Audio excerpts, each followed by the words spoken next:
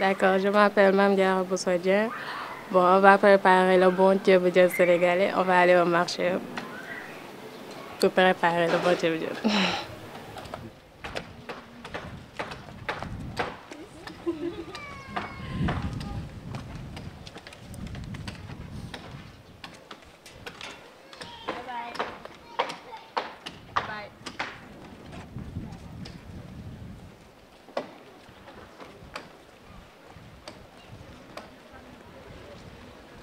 Senegalilaiseen ruoanlaittoon ja ruokakulttuuriin vähän tutustutaan kohta. Tässä ollaan menossa torille ostamaan tarvikkeita. Täällä yleensä syödään 3 kertaa päivässä niin, että aamupalalla on kahvia tai teetä ja patonkia, saattaa olla myös papuja. Ja sitten lounas on aina joku riisipainotteinen ruoka. Ja illalla sitten kun syödään hyvin myöhään, ehkä 9-11 aikaa vasta, niin voi olla spagettia tai ranskalaisia. Ja usein kala ja tämmöiset äyriäiset on tyypillisin ruoka. Nyt mennään Pusun kanssa toriostoksille ja katsotaan, että minkälaista ruokaa hän meille opastaa laittamaan. Päästään läpi.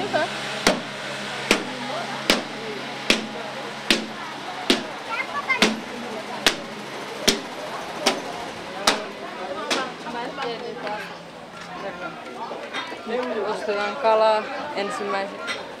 Senegalissa syödään paljon kalaa, koska se sijaitsee Atlantin rannalla ja kala on helppo saada. Niinpä Senegalin kansallisruoka ceebu jën on myös kalaan pohjautuva ruoka.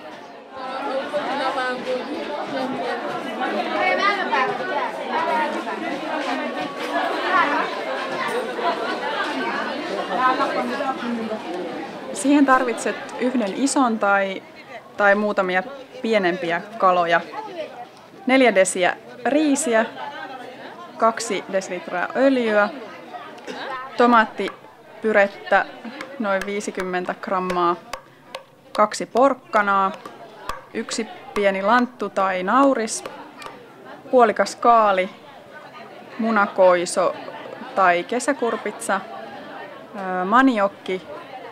Jos Suomesta on vaikea löytää maniokkia, sen voi korvata myös perunalla. Sipulin, pienen purjon ja tuoretta persiljaa, valkosipulia ja chiliä sekä suolaa ja vettä.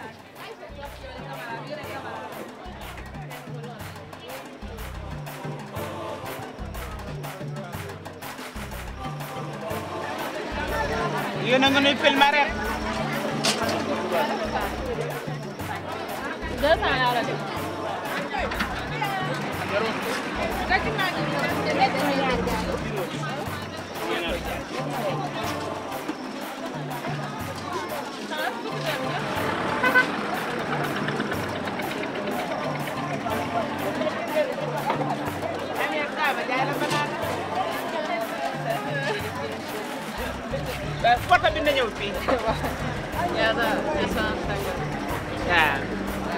Merci beaucoup.